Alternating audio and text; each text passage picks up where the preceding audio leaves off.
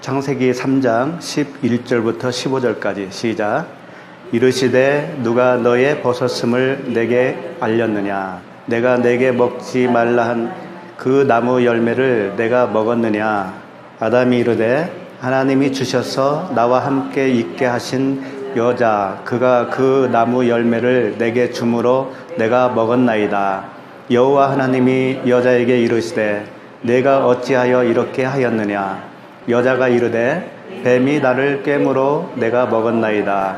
여호와 하나님이 뱀에게 이르시되 내가 이렇게 하였으니 내가 모든 가축과 들의 모든 짐승보다 더욱 저주를 받아 배로 다니고 살아있는 동안 흙을 먹을지니라. 내가 너로 여자와 원수가 되게 하고 내 후손도 여자의 후손과 원수가 되게 하리니 여자의 후손은 내 머리를 상하게 할 것이요 너는 그의 발꿈치를 상하게 할 것이니라 하시고. 네, 아멘. 오늘은 좀 길죠. 본문이 긴데 한 두어 시간 해야 될 것 같은데요. 겁먹지 마시고.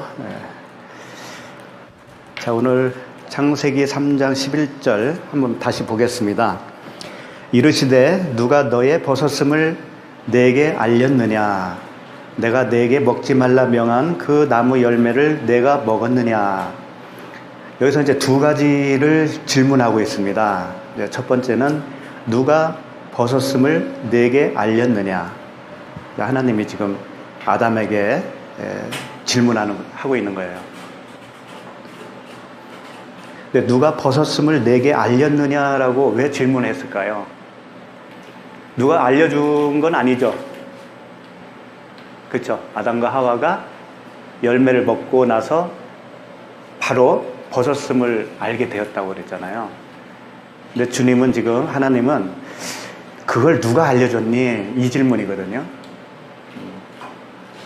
그러니까 이건 별거 아닌 것 같으면서도 이 질문 속에는 굉장한 진리가 숨어 있는 거예요. 누가 벗었음을 내게 알렸느냐? 누가 알려준 건 없거든요, 사실. 그러니까 이런 질문이에요. 너 스스로 그걸 알았지? 너 스스로 알은 거니? 아니면 하나님이 알려주셔서 안 거니? 이런 질문이에요. 이게 대단히 중요한 거예요. 자기 스스로 알게 된 것은 한마디로 말하면 뭐예요? 꽝이라는 거예요. 하나님이 알게 해주셔서 아는 것이 진짜라는 거예요. 그러면 지금 아담과 하와가 이 벗었다, 자기들이 벗었다라고 하는 것을 알았다고 했잖아요, 자기가. 그런데 어떻게 안 거냐가 이제 중요하겠죠. 그렇죠? 자기들이 벗었다라는 것을 알았는데 하나님이 정말 가르쳐줘서 알았다면 그 벗은 것이 뭔지를 알았을 텐데 자기 스스로 그걸 알았다면 분명히 잘못 알고 있었을 거라는 그런 얘기예요. 그러겠죠? 네. 그러면 아담과 하와가 벗었음을 알고 나서 바로 취한 행동이 뭐였어요? 무화과 나무 잎으로 치마를 만들어서 입은 거죠.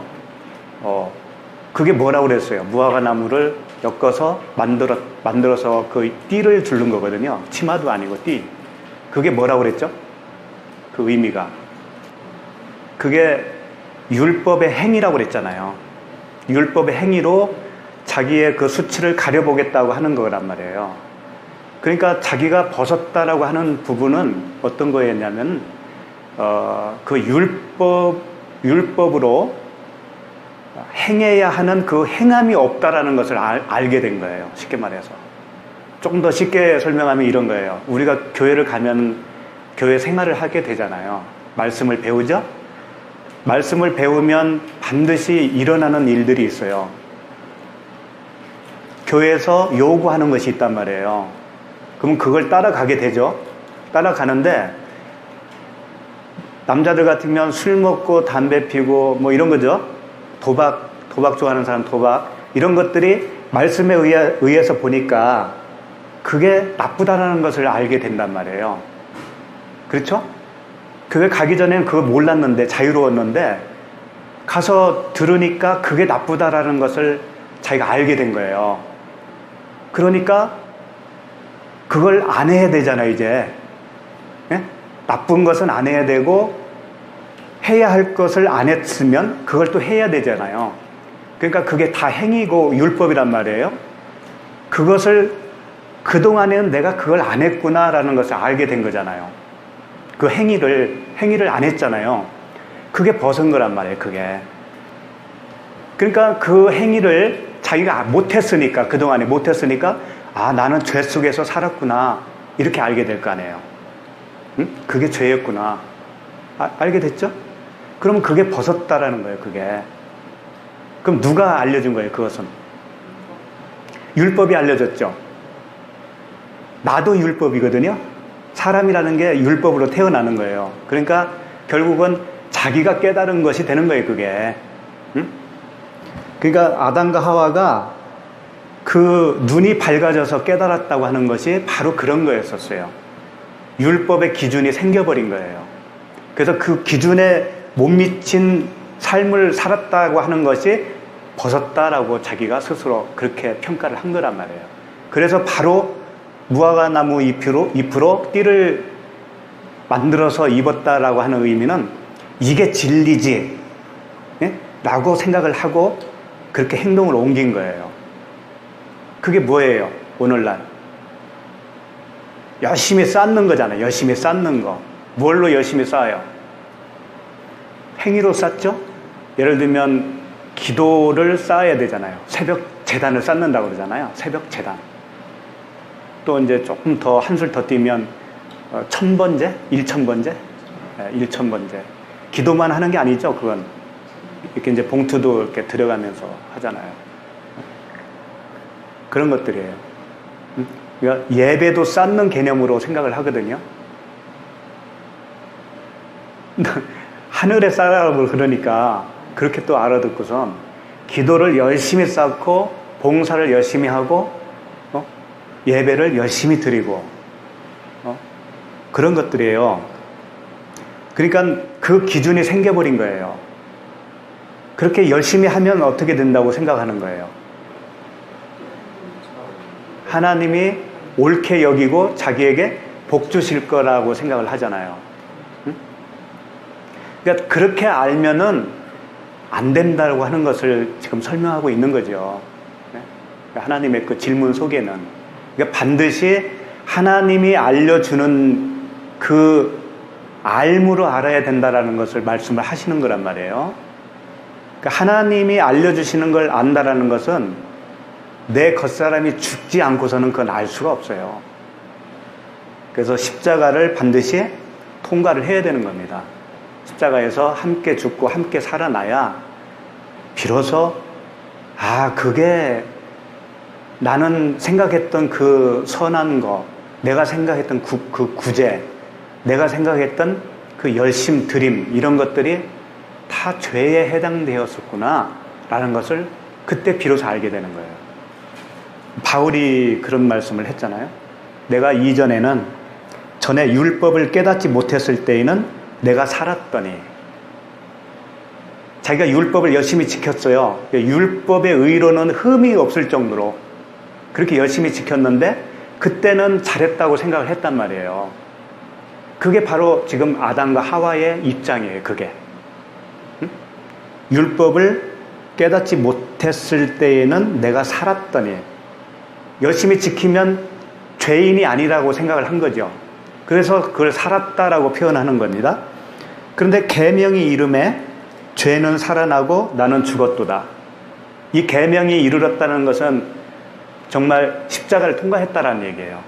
그 생명의 계명은 뭐예요? 사랑이란 말이에요. 사랑. 그 사랑이신 그리스도의 사랑을 받게 된 거예요. 그러고 보니까 지금까지 했던 모든 그 종교적인 그 모든 삶이 헛것이었구나. 그게 하나님과 원수의 삶이었었구나 라고 하는 것을 깨닫게 된 거예요. 그때 가서. 그러니까 우리가 그러면 이렇게 생각하잖아요. 성경을 보면 살인하지 말아라, 간음하지 말아라, 도적질하지 말아라 이런 말씀들이 쭉 있는데 그러면 그걸 잘 지킨 게 잘한 거지 왜 그 모든 것들이 죄라고 합니까? 라고 질문을 할 수도 있을 거예요. 그렇죠? 그런 질문은 당연히 있을 수 있죠. 또 그런 질문도 하셔야 돼요. 그러니까 이거예요. 하나님은 영이시잖아요. 하나님은 영. 하나님은 영이라고 하는 것은요. 육체와 반대되는 개념이기 때문에 육체가 들을 수 있는 말을 할 수가 없어요. 하나님은 영이시기 때문에 말을 할 수가 없다고요. 우리에게. 그럼 우리에게 알아듣도록 말을 하려면 어떻게 해야 되겠어요? 결국은 이 문자로 글씨로 와야 된단 말이에요. 그렇죠? 그러니까 이 글씨로 온 게 성경이잖아요. 이 성경이 뭐예요? 하나님의 말씀이잖아요. 말씀인데 어떤 형식으로 왔냐면 눈에 보이는 형식으로 왔단 말이에요. 눈에 보이는 형식. 이 말씀 자체가. 그러면 하나님은 영이신데 그 영 되시는 하나님을 설명하기 위해서 글자로 왔으면은 그 글자를 우리는 읽어요. 읽는데 글자 자체로 그 글자 자체는 그 영일 수는 없는 거예요. 잘 들으세요? 이 글자로 하나님을 표현했어도 이 글자 자체가 영일 수는 없다고요. 그 무슨 얘기냐면 내가 육이 있기 때문에 육의 영으로 눈으로 글자를 읽으면 육체로 육체를 감지할 뿐이에요. 그러면 정말 하나님은 영이신데 그 영을 감지하려면 어떻게 해야 되겠어요? 나도 영이어야만 되는 거예요. 그러려면 어떻게 되겠어요? 육체와 함께 정과 욕심을 십자가에 못 박았느니라. 결국은 무슨 얘기냐면 눈으로 보고 있는 내 육체와 하나님이 그 문자로 오신 그 하나님이 같이 죽어야 된다는 거예요. 같이 죽어야 영으로 다시 나오는 거예요.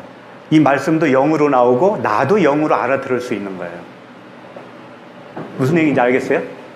그러면 예수라고 하는 개념이 뭐냐면 문자로 온 하나님이라고 보면 돼요. 문자로 온 하나님. 이 글씨 문자로 온 하나님이 예수라고 하는 육체란 말이에요. 그 육체가 그 스타우로스에서 죽었다고 하는 것이 바로 이 문자가 이제 깨졌다라는 거예요. 그럼 한쪽만 깨지면 되겠어요? 나도 깨져야지. 똑같이. 그래서 합하여 죽어야 되는 거예요. 죽고 나면 이제 문자도 사라지고 내 육체도 사라진다는 개념이 되는 거예요. 그렇게 되면은 정말 이 말씀에서 의도하는 영을 만날 수가 있다라는 거예요. 그래서 우리가 계속 얘기했던 겉뜻 속뜻 그런 개념이죠. 응? 겉뜻이 죽어야 깨져야 속뜻을 알 수 있는 거예요. 그러니까 십계명도 역시 예를 들면 이겁니다. 나 위에 다른 신을 섬기지 말아라. 또 하나님을 눈에 볼 수 있는 그 새긴 우상으로 새기지 말라 그랬잖아요. 거기에 절하지 말아라. 그 이야기가 뭐예요? 모든 보이는 것은 새긴 우상이라는 거예요. 모든 보이는 것. 그 보이는 것을 보고 하나님이라고 생각하잖아요. 그러면 그게 다른 하나님을 섬기는 거예요. 그렇다면 성경이 눈에 보이죠? 이게 새긴 우상이란 말이에요. 하나님이 자신이 우리 보고 새긴 우상을 만들지 말라고 해놓고는 자기가 새긴 우상을 새겼다니까요. 자기가 먼저 이 성경을. 그러면 하나님이 뭐예요?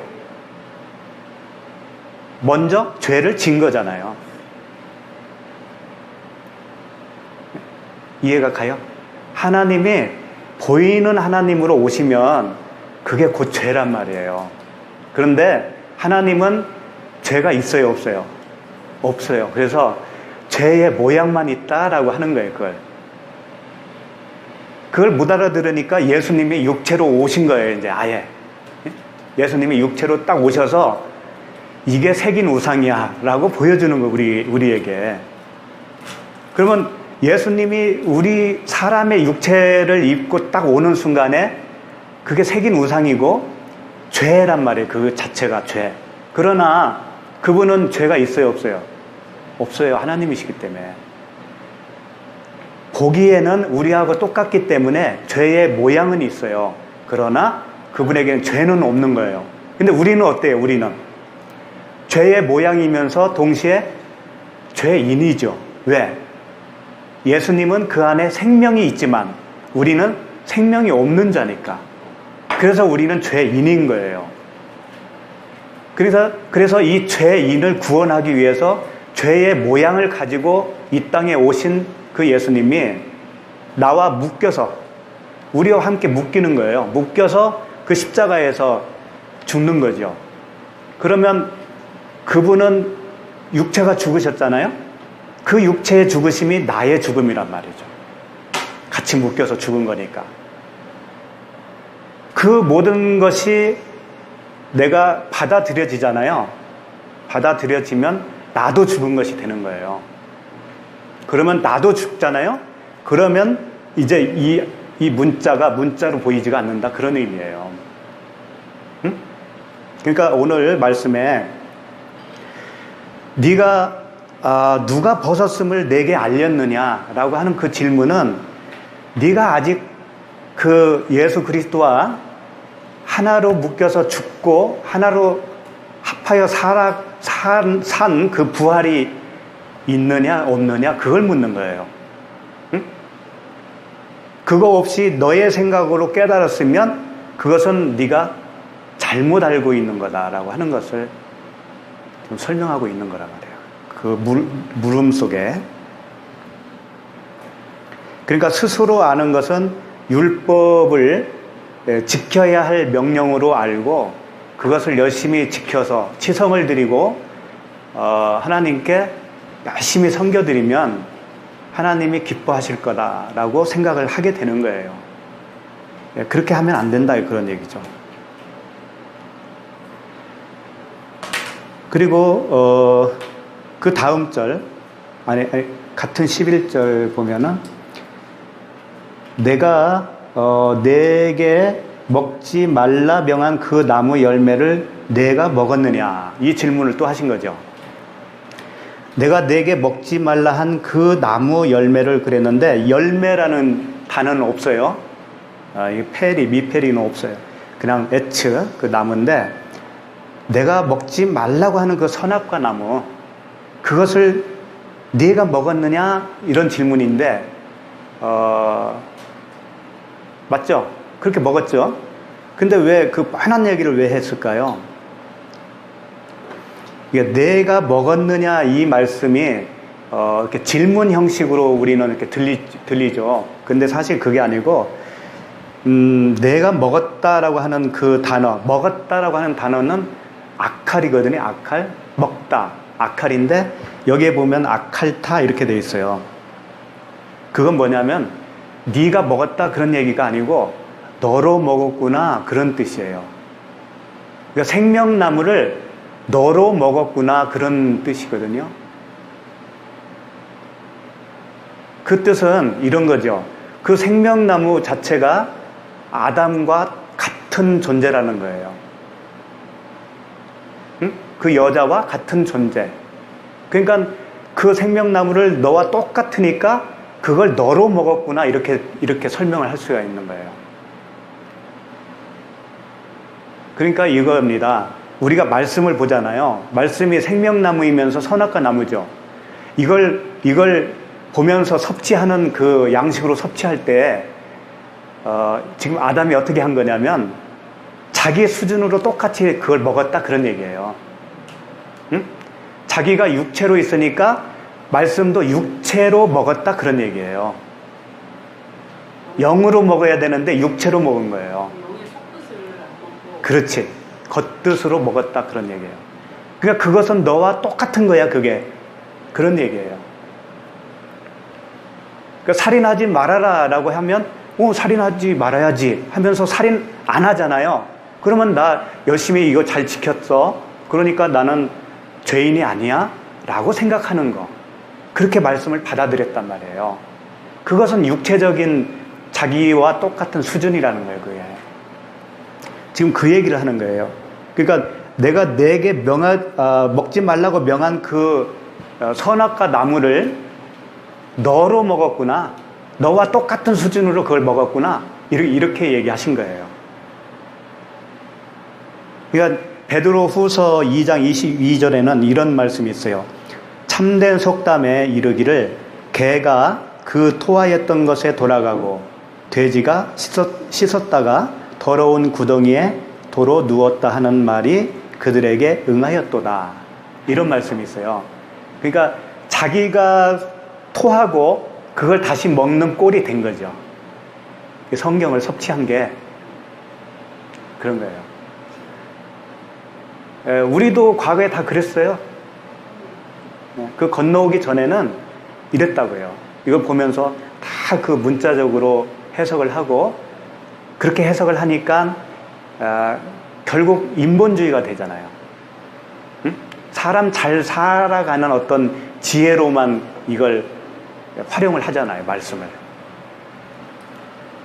그걸 그렇게 되면은 그게 창녀라고 하는 거예요, 그걸. 창세기 12절로 갑시다. 12절로. 12절 한번 읽어볼까요? 시작.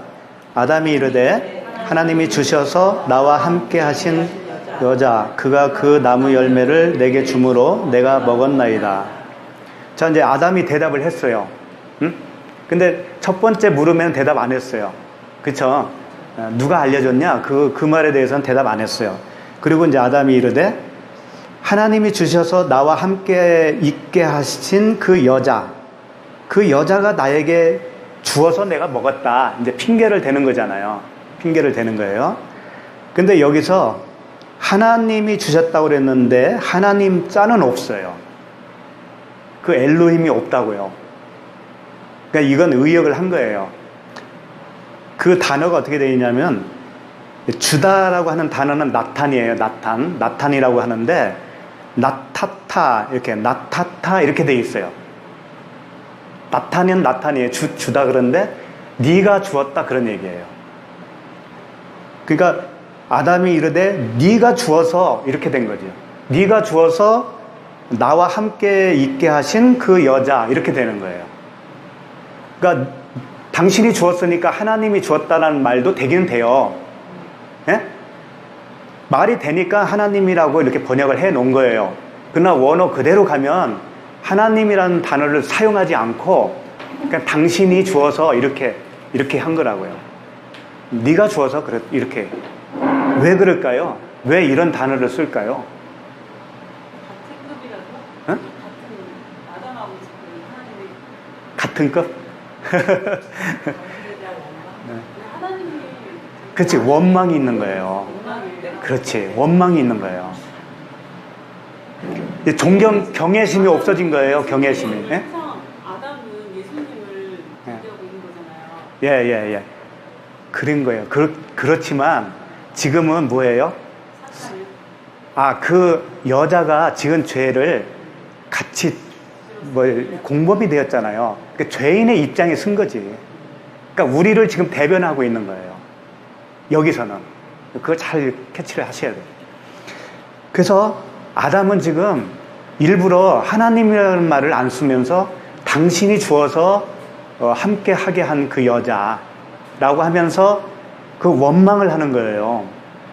원망을 하면서 하나님께 대한 어떤 판단을 내리는 거예요. 당신이 안 줬으면 이런 일도 없지. 말하자면 그런 거잖아요. 판단을 하는 거예요. 똑같네요, 우리가. 그렇죠. 우리 사람이 해먹거를 만들어놔가지고 부정시켜서 사람이 일반적으로 말을 많이. 그렇죠.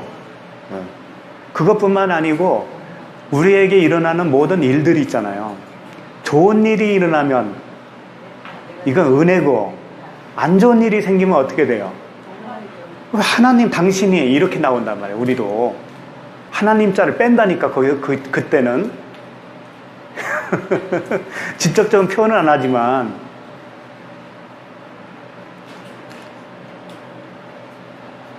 그거예요. 그러니까 핑계, 원망 이게 이제 일변도로 가고 있는 거예요. 그 다음에 13절로 한번 읽어보겠습니다. 13절 시작. 여호와 하나님이 여자에게 이르시되 내가 어찌하여 이렇게 하였느냐. 여자가 이르되 뱀이 나를 꿰물어 내가 먹었나이다. 이제 여자에게 물어봤어요. 그러니까 여자는 뱀이 나를 꿰서 내가 넘어갔습니다. 그래서 먹게 되었습니다. 라고 하는 거죠. 결국은 이제 원인은 뱀으로 다 이제 간 거예요.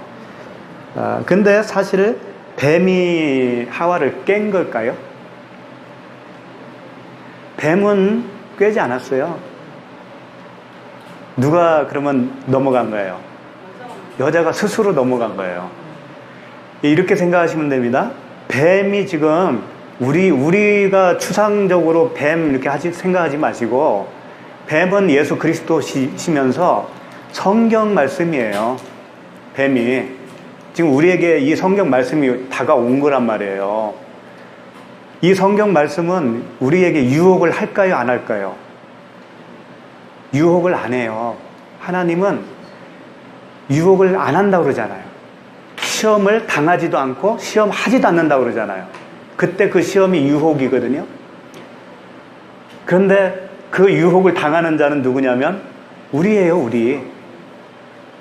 네, 우리 아까 설명했듯이 육체를 가지고 있는 모든 사람은 그렇게밖에는 성경을 이해할 수밖에 없어요. 그러니까 다 당하는 겁니다, 우리는. 하나님이 그렇게 지으셨어요, 우리를. 1차적으로 그렇게 지었다고요. 그러니까 성경이 우리를 미혹한 것이 아니고 우리 스스로가 미혹을 당하는 겁니다. 그러나 뱀은 겉으로 보기에는 죄가 있는 모습으로 오는 거예요.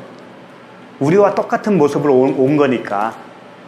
죄는 있으되 그러나 죄는 없는 존재예요. 성경이 죄 있는 모습으로 오지만 죄는 없다고요. 그걸 항상 알고 계셔야 돼요. 성경 66권이 다 뱀이에요, 뱀. 성경 66권에다가 나도 6이잖아요. 네? 그럼 숫자로 그걸 6이라고 그래요, 우리. 땅의 숫자가 6이에요. 그러면 성경이 지금 육체로 왔으니까, 보이는 문자로 왔으니까 66권으로 왔잖아요. 그러면 66에다가 나를 더하면 어떻게 돼요? 666이 되는 거죠. 그래서 사탄은 다른 게 있는 게 아니고 나도 사탄이고 문자적인 성경도 사탄인 거예요. 그래서 이 둘이 그 십자가에서 죽어야 된다고요. 그 얘기예요.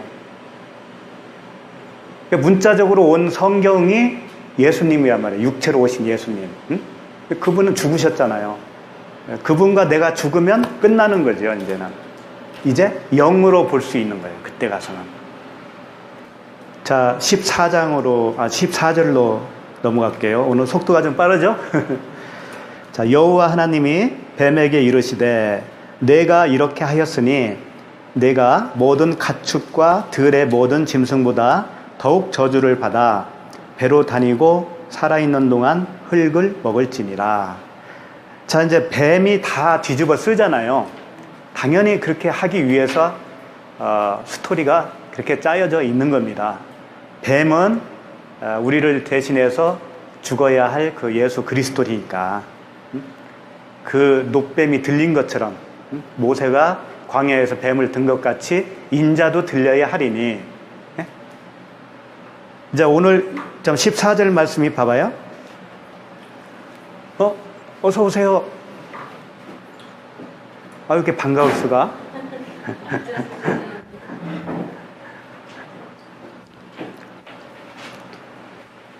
자, 여호와 하나님이 뱀에게 이르시되 내가 이렇게 하였으니 내가 모든 가축과 들의 모든 짐승보다 더욱 저주를 받아. 여기서 이제 모든 가축과 들의 짐승, 들의 모든 짐승이 뭘까요? 그렇지. 인간, 우리들, 구원받지 못한 백성들. 그 짐승보다 더욱 저주를 받는다는 거예요. 그 뱀이. 당연히 그럴 거 아니에요. 갈라디아서 3장 13절에 보면 그리스도께서 우리를 위하여 저주를 받은 바 되사, 저주를 받은 바 되사 율법의 저주에서 우리를 속량하셨으니 기록된 바 나무에 달린 자마다 저주 아래에 있는 자라 하였습니다. 그러니까 우리가 먼저 저주를 받은 겁니다. 사실은 우리가 먼저 저주를 받은 건데, 그러니까 육체의 모양으로 있으면 이게 이 자체가 저주라는 거예요. 생명이 없으니까. 그러니까 이제 참 이런 말을 물어보면은 대답하기가 조금 난감하기도 해요. 왜 그러냐면 너무 무자비하게 들릴 수가 있으니까. 무슨 얘기냐면 하나님이 사랑의 하나님이면 왜 그 많은 사람들이 믿지 않고 죽느냐 이거지. 그 죽는 걸 왜 방관하냐 이거지. 하나님이. 많은 사람이 죽죠. 전쟁으로도 죽고 재난으로도 죽고. 인간의 눈으로 볼 때는 굉장히 슬픈 이야기고 안타까운 이야기잖아요. 또 이제 세상 사람들은 거기다 또 더 붙이지. 죄 없는 사람이 왜 죽냐 그러잖아요. 또 죄 없는 사람들이 왜 죽냐. 네. 근데 하나님의 눈에는 어떻게 보일까요? 여기서 있잖아요. 모든 가축과 들의 모든 짐승. 하나님이 보기에는 육체를 가진 우리나 말이나 소나 거기에 생명이 없으면 뭐라는 거예요? 그걸? 네. 그렇게 얘기하잖아요. 그러면 너무 받아들이기를 안 하려고 하지. 하나님이 참 좋은 하나님으로 생각을 할 수가 없다라고 그러죠. 그렇죠? 네.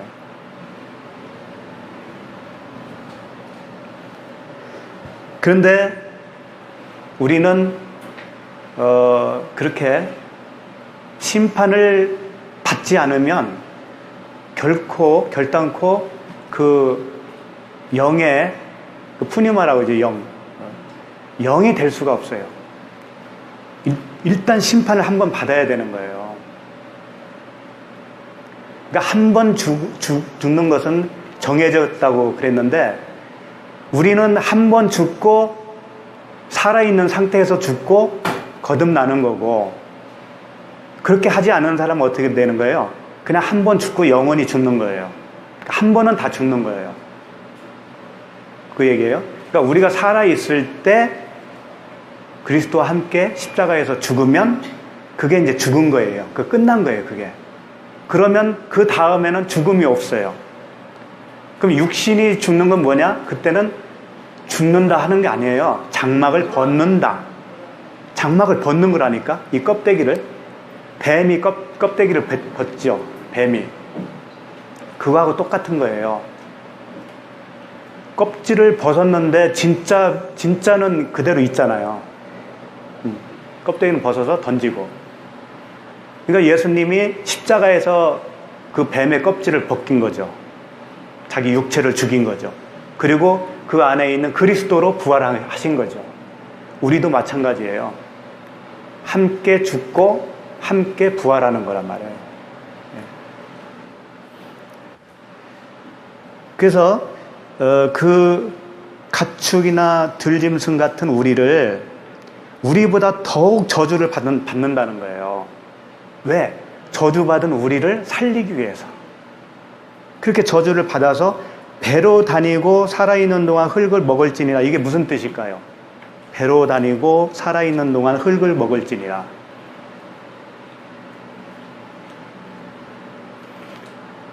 이게 이제 이걸 뭐 생물학자들이 그러잖아요. 원래 뱀은 4발 달렸는데 그게 이제 저주를 받아가지고 봐라 이렇게 저주받았다고 지금 하잖냐 성경에.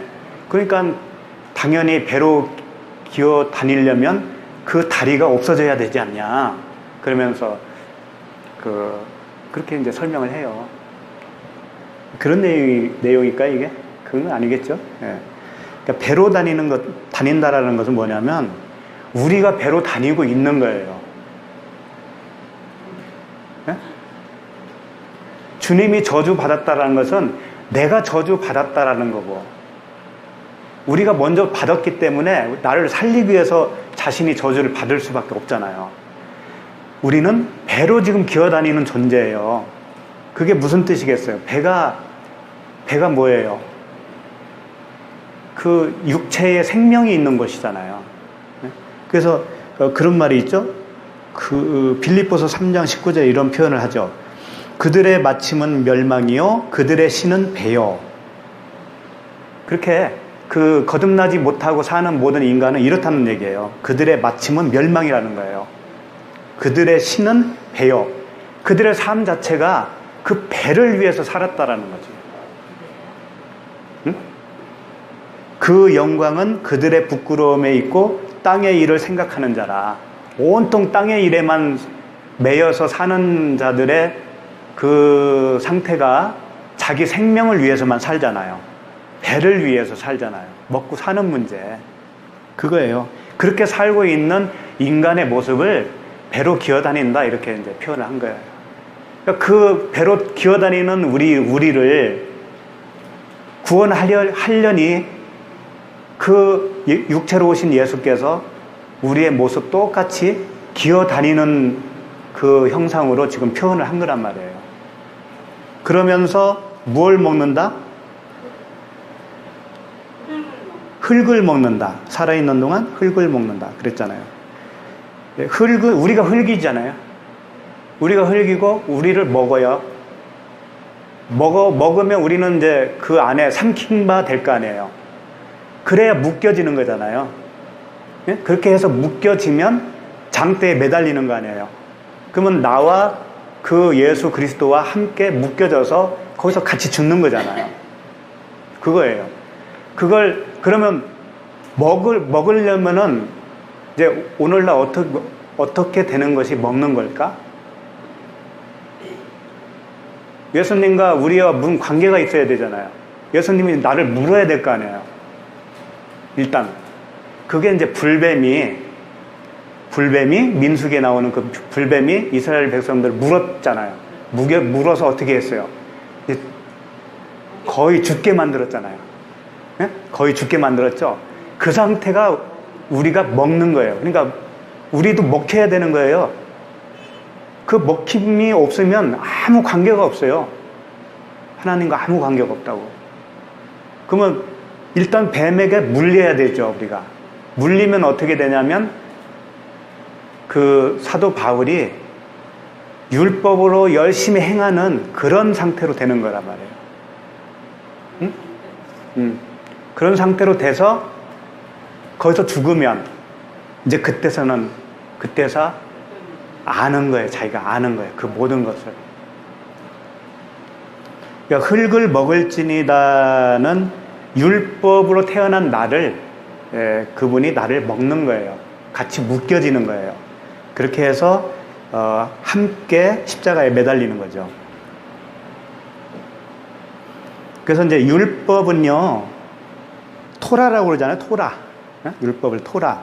명령이라는 뜻이에요. 명령, 율례, 하나님의 계명 이런 게 다 이제 묶어서 율법이라고 해요. 그 자체가 나도 율법인 거예요.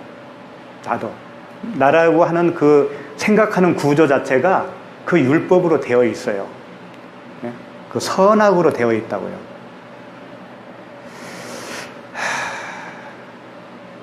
자, 여기서 생각할 게 이제 지금까지 쭉 설명해 왔으니까 죄가 뭔지 이제 알겠죠. 죄가.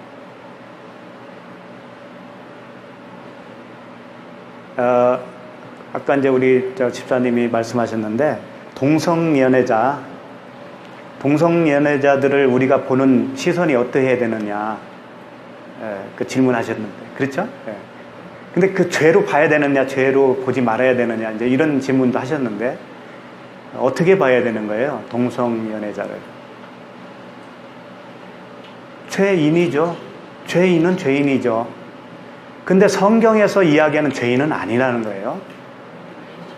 응? 네. 살인자도 죄인이죠. 그러나 성경적인 살인자는 아니에요. 그러면 아무렇게 살아도 되겠네? 그런 얘기도 할 수가 있겠는데 안 그래요. 이 세상에서는 이 세상의 법에 의해서 살아갈 수밖에 없는 거예요. 사람 죽이면 살인자로서 심판을 받는 거예요. 또 동성연애자로서 살아가면 사람들한테 지탄을 받아요. 지탄을 받는 게 당연하죠. 그게 법적으로 어떤 그 걸림이 된다면 그 법에 또 심판을 받아야 되는 거예요. 그것은 세상 법에 그냥 남겨놓는 거지, 하나님과 관계 속에서 죄라고 하는 개념은 그런 게 아니라는 거예요. 결코 그런 게 아니라는 거예요. 그러니까 동성연애자가 그냥 예수 안 믿고 죽는 거나 그냥 그 일반적인 부부 생활을 하는 사람들이 예수 안 믿고 죽는 거나 뭐가 달라요? 똑같지? 그럼 죄라고 하는 개념을 좀 다른 각도에서 한번 보고 넘어가려고 그래요. 요한 1서 1장 8절을 한번 봅시다. 한번 찾아보세요. 이거 찾아보는 게 좋아. 요한 1서 1장 8절. 성경 말씀은 우리를 이렇게 혼돈에 빠지기 쉬운 말씀들이 많아요. 이렇게 이제 함정이죠, 함정. 이 요한 1서 1장 8절, 9절 이 말씀은 우리 개신교라고 그러죠. 전통 개신교는 이걸 자범죄로 설명을 해요. 여기서 나오는 죄를 자범죄를 설명하고, 또 이제 구원파 같은 경우는 자범죄가 따로 있는 게 아니다. 원죄가 해결되면 다 해결되는 거다라고 이렇게 이제 반박을 할 때, 이 개신교는 아니 그 개혁 우리 전통 교회에서는 이 구절 말씀 가지고 반박을 해요. 이게 자범죄라고 하면서 반박을 하는 거예요. 당신들이 잘못됐다고 하는 거예요. 근데 둘 다 잘못됐어요. 알고 보면. 자, 한번 읽어볼게요. 한번 읽어봅시다. 1장 8절. 만일 우리가 죄가 없다고 하면 스스로 속이고 또 진리가 우리 속에 있지 아니할 것이요. 여기까지. 그러니까 만일 우리가 죄가 없다고 하면 스스로 속인다는 거예요. 여기서 이제 죄는 하말티아. 똑같아요. 죄는 죄예요. 죄가 없다고 말하면 스스로 속이고 또 진리가 우리 속에 없다라는 거예요. 그러면 이 말씀 자체가 어떻게 대개는 받아들이냐면, 내가 잘못한 거 있잖아요. 잘못한 거. 어떤 사람에게 잘못한 거. 또는 이게 하나님께도 잘못한 걸 거야. 맞아. 그러면서 이제 교회에 나오면 이렇게 회개한다고 하면서 기도하잖아요. 자백하잖아요. 자백. 네, 자백. 그걸 이제 그렇게 이해를 한다고요, 이게. 그러니까 일상생활에서 우리가 잘못한 거. 근데 그 죄는, 죄를 지면 안 짓는 게 좋겠지. 그런 죄도. 외형적으로 보이는 죄도 안 짓는 게 좋겠지. 그런데 그걸 잘못했습니다라고 회개를 한들 그 죄가 없어지는가? 그건 아니에요. 그건 잘못 오해해서 그런 거라고요. 예를 들어서 내가 우리 시어머니에게 좀 상처를 줬어. 대들어가지고 시어머니한테. 그래서 조금 시간이 지나니까 아유 내가 너무 한 것 같아.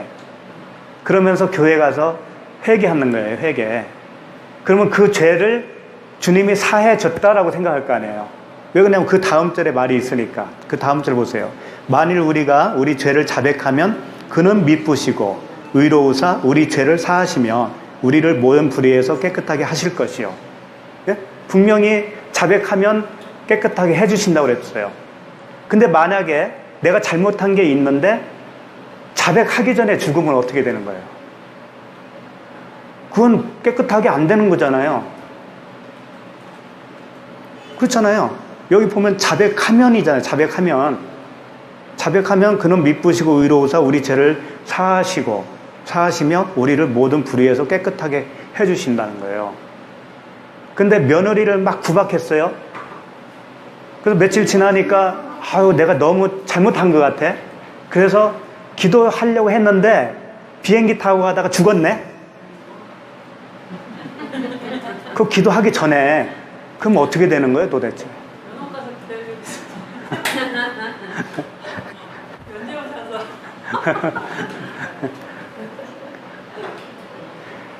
그래서 이제 교리는 원죄 자범죄를 나눠요. 원죄 자범죄. 자범죄는 우리가 살아가면서 잘못하는 거 자범죄다라고 하는 거고, 원죄는 뭐예요? 아담이 지은 죄를 물려받아서 우리가 원죄가 있는 것이다. 네. 네. 근데 성경은 그렇게 나누지 않는다는 거예요. 하나님과 하나가 안 되면 그게 다 죄예요. 네? 그리고 살아가면서 짓는 죄, 외형적으로 나오는 죄들은 그건 그 죄의 공작에서 나오는 현상에 불과한 거예요. 그거 자른다고 해서 되는 게 아니란 말이에요. 뿌리가 잘려야지. 뿌리가 뽑혀야지. 뿌리가 뽑히는 게 뭐예요? 육체와 함께 정과 욕심이 십자가에 못 박혀 죽는 거예요. 그게 뿌리가 뽑히는 거지. 그것이 안 되면 소용없는 거란 말이에요. 아무리 착하게 살아도. 아무리 잘못했습니다. 하나님 용서해 주세요. 해도 소용이 없단 말이에요. 그것은 자기가 스스로 깨달은 죄의 모습이에요. 아까 그랬잖아요. 누가 그 벗은 것을 알려주더냐? 네 스스로 그거 벗었다고 생각한 거 아니니? 그거예요. 그렇게 생각하면 그게 다 죄라고 하는 거예요. 그러면 이건 무슨 얘기냐 도대체, 이 요한일서에 만일 우리가 죄가 없다고 말하면 스스로 속이고 또 진리가 그 속에 없다라고 하는 것인데, 이게 무슨 뜻이란 말이에요? 이미 설명을 다 했어요. 이미 뭐냐면, 이렇게 눈에 보이는 육체의 모습을 가지고 있는 거 있잖아요. 나라고 하는 사람이 그 상태가 죄라는 거예요. 왜 그러냐면, 죄라고 하는 것은 관역을 빗맞았다라는 뜻이라고 그랬죠. 하마르티아가. 그 관역은 예수 그리스도예요. 예수 그리스도라고 하는 관역에 맞출 그 존재는 하나님밖에 없어요. 그 관역에 정확하게 맞출 그 존재는 하나님 자신이에요. 그래서 창으로 어디를 찔렀어요? 옆구리를 찔렀죠. 그게 관역을 맞춘 거란 말이에요. 예수 그리스도, 육체로 오신 예수 그리스도를 창으로 찔렀죠. 하나님 자신이 자신을 찌른 거예요, 그게. 응? 그것은 관역을 맞춘 거라고요. 우리는 다 빗맞춰요. 그 알아보지 못하거든요, 예수 그리스도를. 그러니까 육체로 있는 너가 관역을 빗맞추고 있는 그냥 죄라는 거예요. 그리고 문자로 있는 이 성경이 그냥 그 표면적으로 읽혀지고 있는 이 성경 말씀이 죄라고 하는 거예요. 그래서 9절의 말씀이 이런 말씀을 한 거예요. 만일 우리가 우리 죄를 자백하면이라고 있는데, 이 자백이 뭐냐면 호몰로게오라고 하는 단어거든요. 호몰로게오 한번 설명한 적이 있을 거예요. 호모, 하나라는 뜻이고, 로게오, 로고스에서 나온 말씀이란 말이에요. 그러니까 로고스로 함께 말을 하다, 그런 얘기예요. 함께 말을 하다, 동시에 말을 같이 하다, 그런 뜻이라고요. 응? 그러니까 자백한다라는 것은 그냥 나 죄인 맞습니다 이렇게 그런 자백이 아니고, 이 문자와 내가 똑같다고 하는 것을 자백하는 거예요.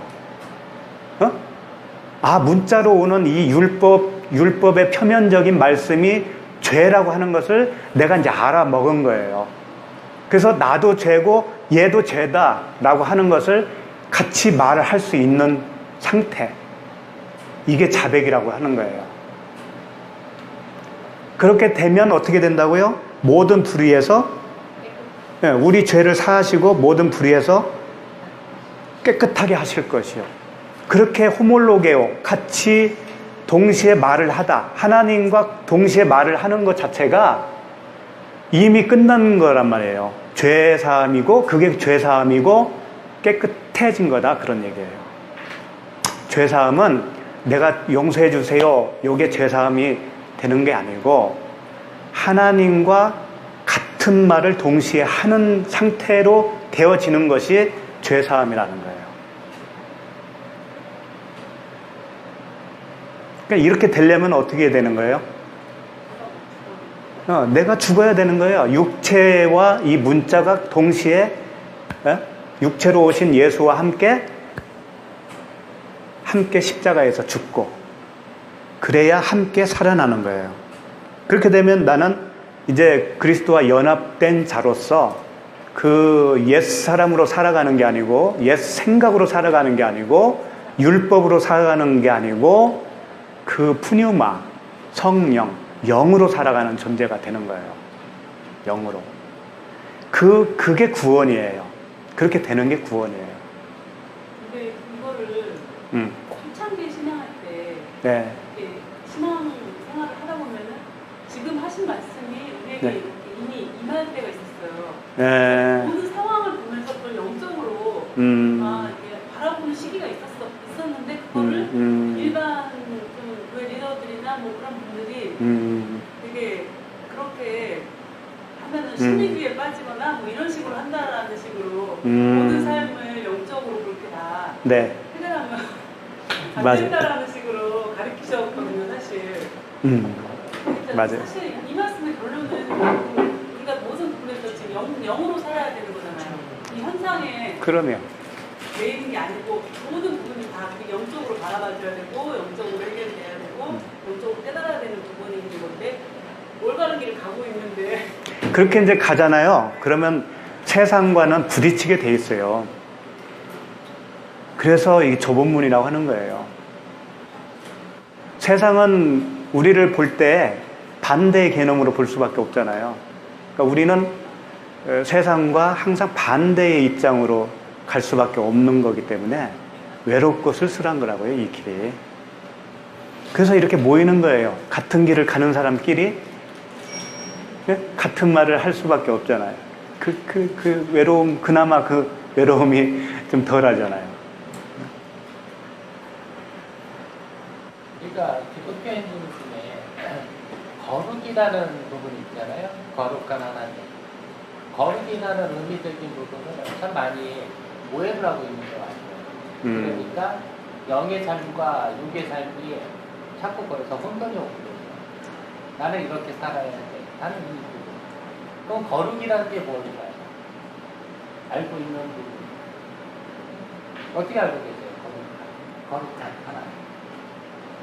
지금 말씀하신 부분을 율법에서 이제 깨어나서 진리로 하나님의 정말 원하시는 그 말씀을 이제 깨달아진 거죠. 제가 듣고 그러니까 그거를 거룩이라고 하는 거지. 우리가 깨끗한 삶을 살자고 세상적으로 우리가 절제하고 뭐 이렇게 사는 게. 그 지금 오늘 주제하고 같이 상품 내리까지가 하나 설명을 해드리는 부분인데요. 거룩이라는 거는 그냥 구별과 분별이에요.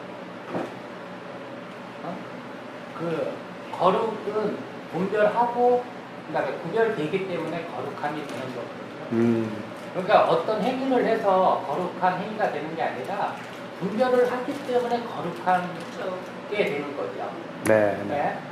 그러니까 분별을 하니까 그게 이제 거룩한 부분이 되는 건데 이게 본질하고 이제 현상적인 부분에서 보면은 항상 충돌이 돼요. 왜 그러냐면은 그거를 분별을 해서 알고 있으니까 나는 이렇게 해야 된다는 행위하고 이게 연결이 되버리거든요.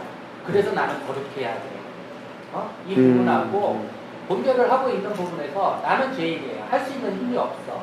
그거 은혜를 구하는 게 이게 또 거룩이거든요. 그게 신에 대한 참여하는 이 모습인데 이제 여기서 완전 방향이 정반대가 되거든요. 또 행위로 가는 거예요. 네, 그렇죠. 그러니까 성령으로 시작해서 육체로 마치겠느냐, 네. 그런 말씀이죠. 하찮으면 그렇게 돼. 네, 그러니까 무모하게 그걸 그러니까 숱하게 반복하면서 거기에서 자기 위선하고 부닥치게 됐죠. 나는 죄인인데 나는 분명히 다시 하나님께 봤을 때는 아니야 내 위치는. 근데 거룩을 알고 있으니까 또 거룩하게 해야 되잖아요. 이게 그 사랑을 담지 못하는 나의 모습으로 결국은 커지게 되는 거예요. 계속 쫓아가면서 내 모습은 아니기 때문에 아니기 때문에 이런 모습이 어떻게 보면은 김성수 목사님이 갖고 왔던 어떤 가장 큰 모습이 아니었을까 하는 그런 부분이 있거든요. 어? 그럴 수도 있겠다. 네. 그러니까 어떤 관념이나 어떤 행위가 그런 부분에 대해서 하나님이 저희한테 요구하시는 거는 그런 게 아니거든요. 하나님 마음, 중심의 마음을 알기를 원하시는 거지. 너네가 처음부터 죄인이었는데 어떻게 거룩하게 살 수 있니? 항상 그 메시지를 주고 있는데 우리는 거룩하려고 한다. 그 스스로 신이 되려고 하는 거거든요. 그 행위 자체가. 어? 그러니까 주위 사람이 힘들어지는 거예요. 내가 거룩하니까 거룩한 부분에 대해서 당신도 거룩해야 돼요. 이런 어떤 부분으로 강요가 되고 그러면서 계속 율법적인 부분에서 정죄가 되고 판단이 되고 그런 순환적인 고리가 계속 형성이 되는 것 같아요. 그러니까 이제 우리가 육체와 함께 정과 그 욕심이 탐심이 십자가에 못 박았다 그러면 우리는 없는 거예요, 사실. 없는 존재란 말이에요. 근데 있잖아요. 그러니까 없다라는 존재는 뭐냐면 내가 그 옛사람은 항상 뭘 하려면 지금 말씀하신 대로 닮아가려고 하는 욕심이 있어요. 닮아서 내가 살아가려고 하는 게 있다고요. 근데 그게 아니고 나는 항상 없음의 자리에 떨어져야 되는 거예요. 바울이 얘기했듯이 날마다 죽노라. 그게 그 말씀이거든요. 나는 죽음의 자리에 그냥 있으면 나를 이끄시는 분이 그냥 이끌어 가게 해야 되는 거란 말이에요. 그분이 이끌어 가는 거에 전적으로 맡기는 거죠. 의존하는 거죠. 근데 우리는 너무 현상에 그걸 민감하게 생각해요. 좋은 길로 인도하면 하나님이 나를 인도하는 거다라고 생각하고 좀 뭐라 그럴까 기분이 안 좋은 일이 생기잖아요. 그러면 이건 하나님이 인도하는 게 아닐 거라고 생각하는 거죠. 그게 아닌 거예요. 이렇든 저렇든 불에 들어가든 물에 들어가든 그분이 이끄시는 대로 가는 것이 우리의 삶이에요. 그게 십자가의 삶이라는 건 그거예요. 없음의 자리에 있어야 돼요. 우리는 닮아가는 게 아니라니까. 우리가 어떻게 닮아가? 어? 우리는 그냥 없는 존재라니까. 없는 존재. 그러니까 그러잖아요. 내가 사는 육체 가운데 사는 건 내가 아니요. 그리스도께서 사는 것이다. 그러잖아요. 내가 사는 게 아니고 그리스도께서 사는 거라고 하잖아요. 근데 그걸 갖다가 육체에 있는 사람들은 그걸 모르니까 자꾸 예수를 닮은 삶을 살자 이렇게 나오는 거예요. 말씀대로 살자, 말씀대로 행하자 이런다고요. 우리는 그걸 못합니다가 돼야 되는 거예요. 못합니다가. 나는 못합니다.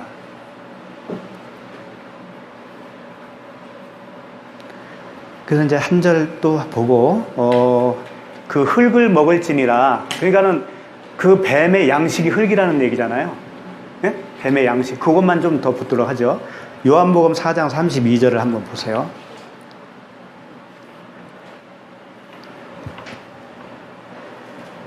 그러니까 뱀으로 오신 우리를 구원하기 위해서 그 뱀으로 오신 예수 그리스도께서 자신의 양식이 있다라고 해요.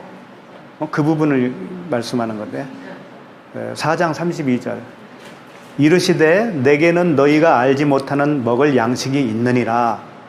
제자들이 뭘 갖다 드렸나? 막 이렇게 그런 질문을 하실 때 그랬어요. 33절 제자들이 서로 말하되 누가 잡수실 것을 갖다 드렸는가 하니 예수께서 이르시되 나의 양식은 나를 보내신 이의 뜻을 행하며 그의 일을 온전히 이루는 이것이니라. 그러니까 예수님의 양식은 자기를 보내신 이의 뜻을 행하는 것, 그 일을 온전히 이루는 것이라는 거예요. 그게 창세기의 표현으로는 흙을 먹는 거예요. 배로 기어다니면서 흙을 먹는 거 이렇게 표현한 거란 말이에요. 똑같은 얘기예요. 그건 결국은 뭐예요? 그분이 우리와 묶여서 죽으시는 거잖아요. 십자가에서 죽으시는 거. 그 육체를 완전 소멸시키는 거예요. 완전 사망 가운데 그냥 죽어버리는 거예요. 그게 그렇게 하는 것이 그분의 양식이다라고 하는 거죠. 자, 이제 조금 중요한 거, 창세기 3장 15절, 이제 이 한 절 보시면 오늘 말씀 마치게 되겠습니다. 15절 다시 한번 읽어볼까요? 시작. 내가 너로 여자와 원수가 되게 하고 내 후손도 여자의 후손과 원수가 되게 하리니 여자의 후손은 내 머리를 상하게 할 것이요 너는 그의 발꿈치를 상하게 할 것이니라 하시고. 자, 이제 이 말씀이 굉장히 교리적으로 이렇게 단단하게 굳어 있어요. 그래서 조금 이 말씀에서 조금 잘못 해석하잖아요. 그러면 이제 바로 이단이 되는 거예요. 그러니까 이단인 줄 모르고 그 말씀 생활을 하고 있는 사람들이 더 불쌍한 거예요. 그냥 우리는 정통 기독교라고 하면서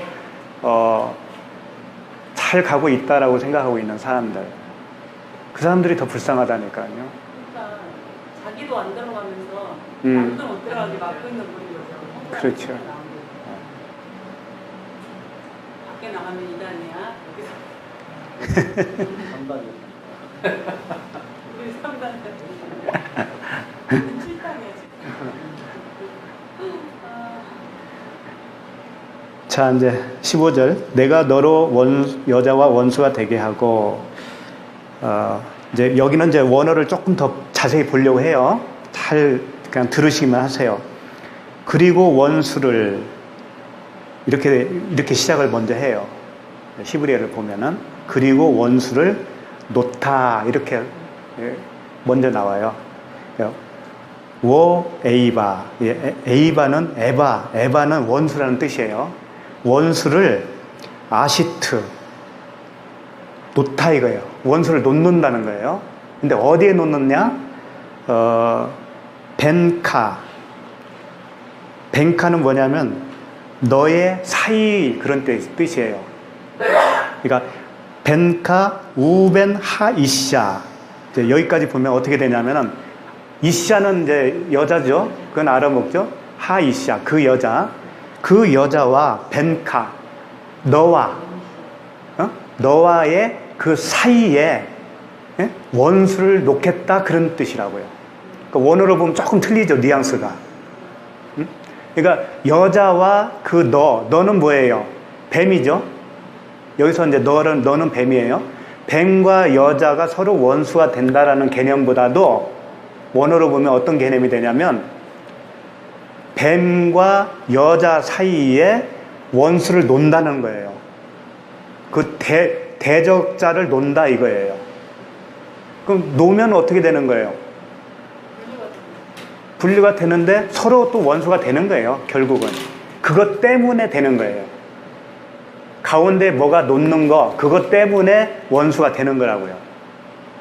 그게 뭐겠어요? 가운데 놓는 게 그게 문자예요. 문자. 표면적인 말씀을 얘기하는 거예요. 표면적인 말씀 때문에 우리가 하나님을 못 알아듣잖아요. 지금 그러니까 하나님과 우리가 어떻게 되는 거예요? 원수가 되는 거예요. 그런 개념이에요. 그렇게 보면 좋아요. 그리고 우벤자르 아카. 우벤자르 아카는 뭐냐면 자르는 이제 제라라는 뜻이에요. 씨. 그러니까 너의 씨. 여기서는 후손이라고 돼 있죠. 너의 후손. 뱀의 후손이라는 얘기죠. 여기서는 이제 자르 아카. 우벤자르 아카. 너의 씨와 그 씨 사이에 너의 뱀의 씨와 여자의 씨 사이에 무엇을 둔다? 적의를 둔다. 원수를 둔다. 그런 뜻이에요. 뱀과 여자 사이에도 원수를 두고 뱀의 씨와 여자의 씨와 그 사이에도 원수를 둔다. 그런 뜻이란 말이에요. 그렇게 되면 어떻게 되냐면 그녀는 그런 뜻이에요. 그녀는 여슈푸카, 이게 뭐냐면 이제 상하게 할 것이다, 그런 뜻이에요. 무엇을 상하게 하냐? 로시, 머리. 로시가 머리예요. 머리를 상하게 한다. 그녀는 머리를 상하게 할 것이다, 그런 뜻이에요. 그녀는 누구의 머리? 누구의 머리를 상하게 한다? 뱀의 머리죠. 응? 너의 머리니까 뱀의 머리.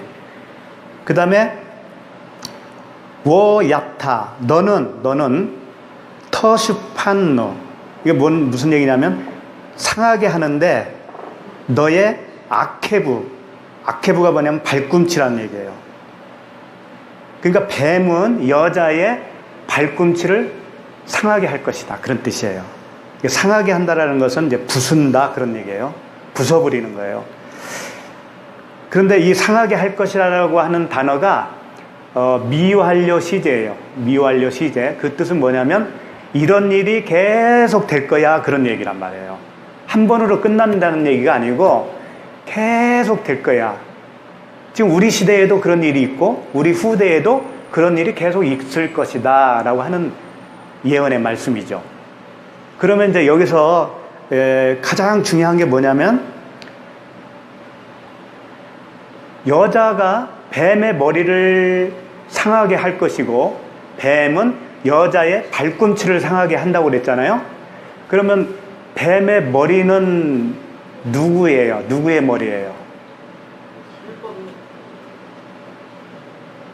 그 당시 예수님으로 말하면 예수님의 머리죠. 예?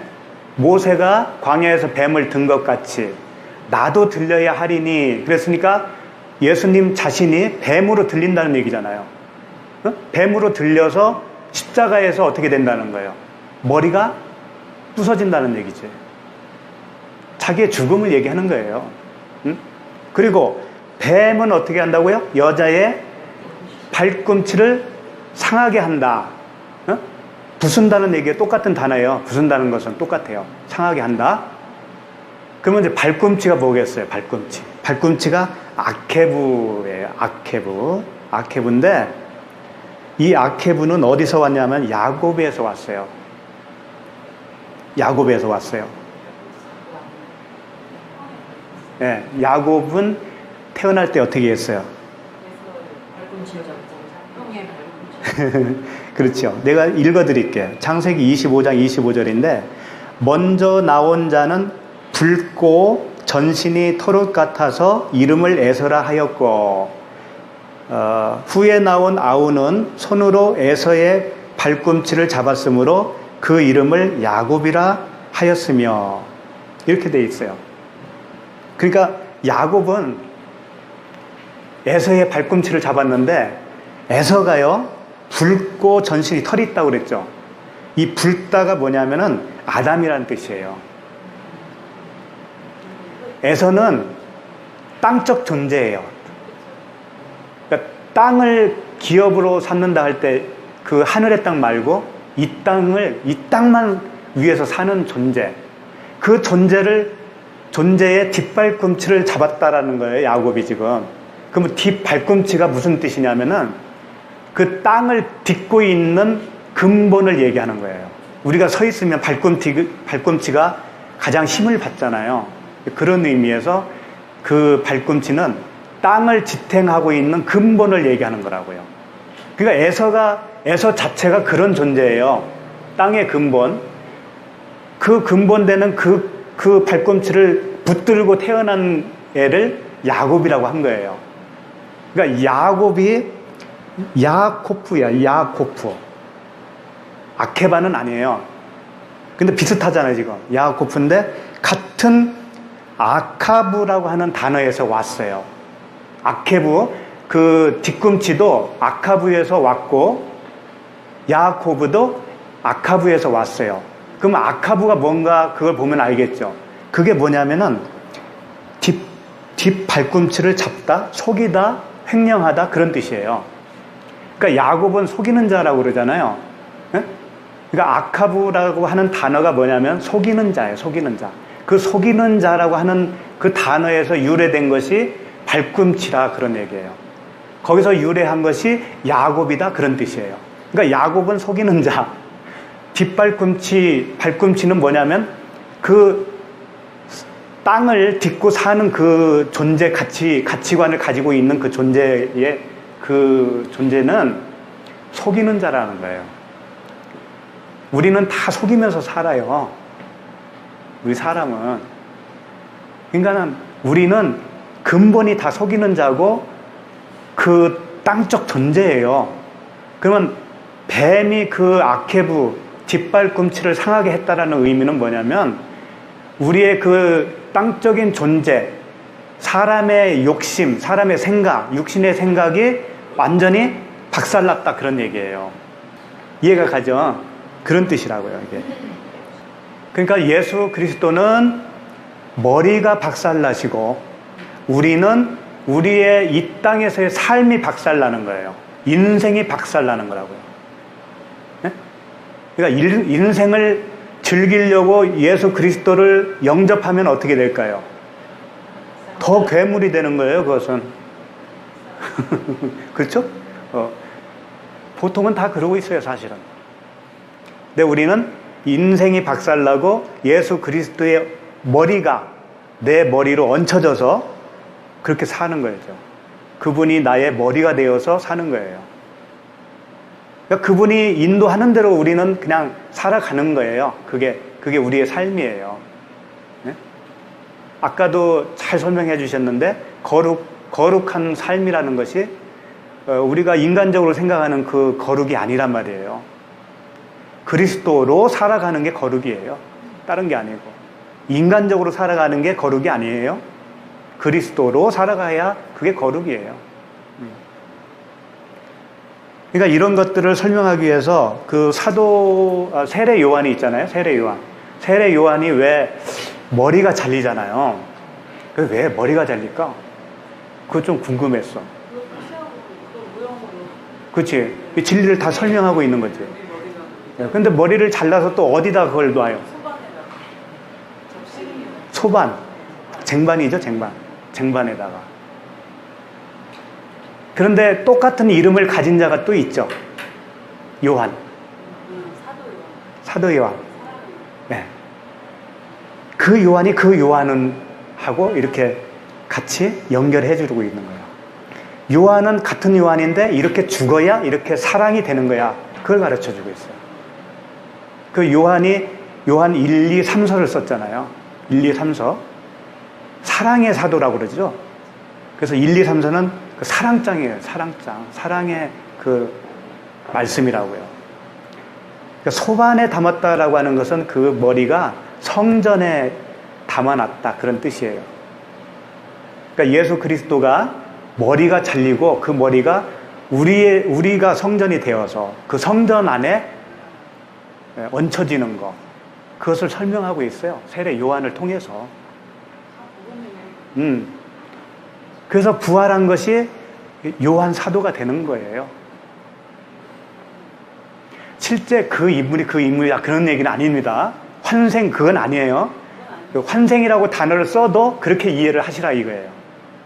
맞죠? 예. 그렇죠. 예, 예. 그러니까 엘리야가 누구로 왔다 그러잖아요. 그 요한. 엘리야가 요한이라고 그러잖아요. 엘리야가 다시 온다고 그러잖아요. 근데 이미 왔다고 그러잖아요. 예수님은. 그게 세례 요한을 얘기한 것이다. 그런 의미예요, 다. 그러니까 세례 요한을 통해서 이렇게 가르쳐 준 것처럼 예수 그리스도가 머리로 잘라지고 그 다음에 다 이루었다라고 그러잖아요. 그분이. 그 말씀 기억나시죠? 잘 아시는 거니까 제가 한번 읽어드릴게요. 요한복음 19장 30절인데 예수께서 신 포도주를 받으신 후에 이르시되 다 이루었다 하시고 머리를 숙이니 영혼이 떠나가시니라 그랬어요. 이제 신 포도주를 마신 후에 이 말씀을 하셨단 말이에요. 다 이루었다. 왜 그랬을까요? 왜 신 포도주를 마신 후에 그랬을까요? 성경에 예언이 있었잖아요. 예? 예언이 예. 있었으니까. 예, 다 그런 의미도 있는데 떡과 포도주 그 살렘 왕이 뭘 가져왔어요? 아브라함에게 이렇게 왔을 때 찾아왔을 때 아브라함이 조카 롯을 찾아왔잖아요. 그때 살렘 왕 마중 나왔는데 뭘 가져왔어요? 떡과 포도주. 그 떡과 포도주, 예수와 그리스도라는 얘기예요. 응? 예수와 그리스도. 그러니까 알파와 오메가라고 그러죠. 처음과 나중, 시작과 끝이라. 이게 이제 예수 그리스도를 얘기하는 거예요. 그걸 설명하는 게 떡과 포도주예요. 좀 쉽게 설명하면. 그러니까 마지막에 포도주를 이제 받은 후에는 자신의 목이 날아가는 거예요. 자신의 목에 머리를 숙이니 그랬어요. 머리를 숙이니. 숙이니가 뭐냐면 머리 둘 곳이라고 하는 그 단어하고 똑같아요. 클리노라고 하는 단어인데 인자는 머리 둘 곳이 없다. 그런 말씀 하셨죠? 머리 둘 곳. 그러니까 숙였다라고 하는 것은 머리 둘 곳으로 갔다 그런 얘기예요. 그리고 이 숙였다, 머리 둘 곳, 이것을 절하다라고 하는 표현도 가능해요. 뭐냐면 예수님이 우리를 섬기러 오셨다고 그랬잖아요. 그러니까 자신의 머리를 잘라서 우리에게 건네주는 게 섬김이란 말이에요. 그걸 지금 여기서 설명하고 있거든요. 그러니까 머리를 숙인다, 숙이니는 머리 둘 곳으로, 그 다음에 영원히 떠나가시니라 그랬어요. 떠나가시니라가 이제 파라디도미라고 하는 단어예요. 이건 전수하다, 넘겨주다 그런 뜻이거든요. 그러니까 머리 둘 곳으로 넘겨주다, 이제 그런 의미가 되는 거죠. 그게 다 그분이 다 하신 거예요. 이제 완성으로 다 하신 거예요. 그러면 이 진리의 말씀으로 지어진 자기 백성에게 그 머리가 얹혀지는 거겠죠? 네. 그렇게 되는 거예요. 그래서 오늘 말씀은 여기서 이제 다 끝났어요. 그러니까 예수 그리스도가 머리가 박살나는 것이 누가 하는 거예요? 누가 하는 거예요? 오늘 말씀으로 말하면 여자가 그랬잖아요. 여자가. 근데 여자가 그렇게 할 수 있어요? 우리는 아무것도 할 수 없는데 왜 이렇게 표현하냐면 우리 때문에 그렇게 되는 거잖아요. 우리 때문에 하나님이 스스로 그렇게 하시는 거란 말이에요.